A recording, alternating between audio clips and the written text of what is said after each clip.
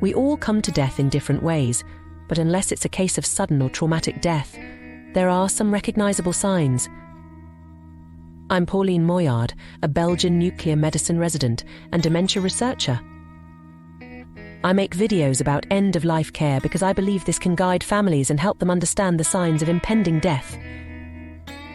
The first sign you may notice is a decreased appetite. It is common to encourage your loved one to eat or to provide artificial nutrition when you notice this. However, research now indicates that forced nutrition in terminally ill patients may actually worsen the patient's condition. Digesting food requires a level of energy that the dying person just may not have. One way even a healthy person may have experienced this lack of energy for digestion is by growing nauseous or vomiting following an intense workout. During an exhaustive workout, the body reallocates resources to the muscle groups and organs that require it the most. This leaves the digestive system with limited energy, thus inducing nausea as it is unable to process food at that moment. A dying person's body is also reallocating limited energy supplies to keep the essential systems of the body working. Because of this, their bodies lack the energy to digest food, therefore making the presence of food painful or even intolerable. Carbohydrates are our body's major source of energy. When our bodies no longer have enough carbohydrates to metabolize, such as when we stop eating, they start breaking down fat to create energy.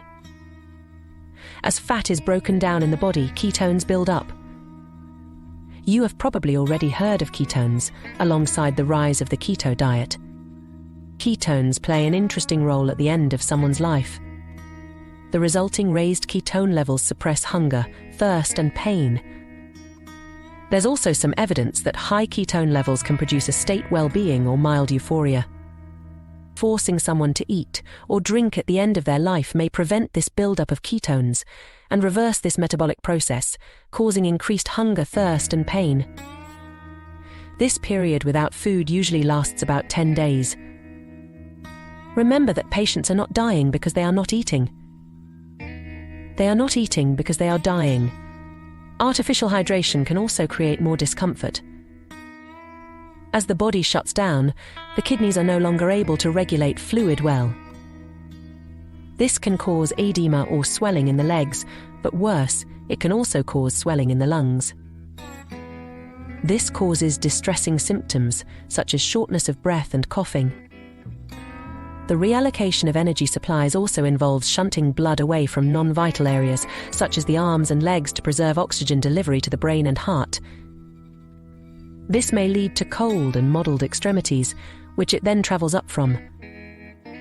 It is not painful, but giving the patient an extra blanket may help keep them warm. Research shows that this occurs late in the dying process and is a cardinal sign that death will occur within hours to days. A third sign you may notice is breathing changes. As the body dies, respiration progressively becomes a solely involuntary act controlled by the brainstem. The primal part of the brain handles life-saving functions when the rest of the brain is unaware of what's happening. Breathing often becomes irregular. There might be periods in which a person is unable to breathe at all for as long as 10 to 20 seconds at a time. Administering oxygen does not help. In fact, due to these breathing patterns, oxygen is not likely to be taken deep into the lungs, which often results in drying the person's nose and mouth.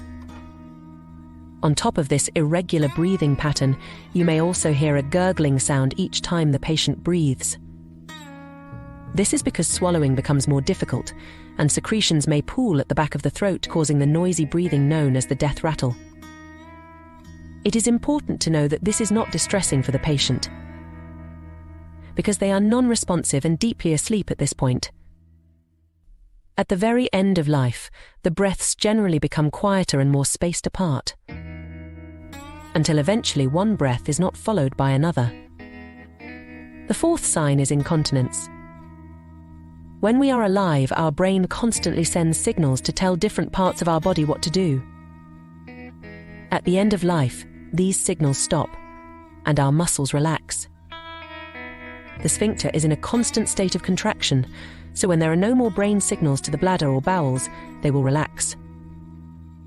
So it's not uncommon for incontinence to occur just before death. The fifth and final sign is agitation.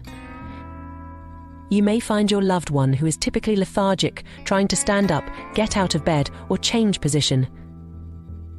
They may tug at their clothes or bedding. They may not recognize you or yell at you using language you've never heard from them before. These symptoms may be caused by reduced oxygen to the brain, dehydration, or pain medications. Although it may look distressing, this condition is not considered to be painful. Anti-anxiety medication can be given to alleviate the symptoms.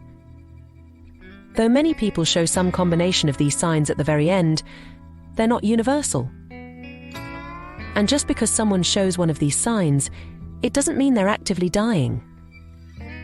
These signs are guideposts, not rules, and every sign has to be contextualized.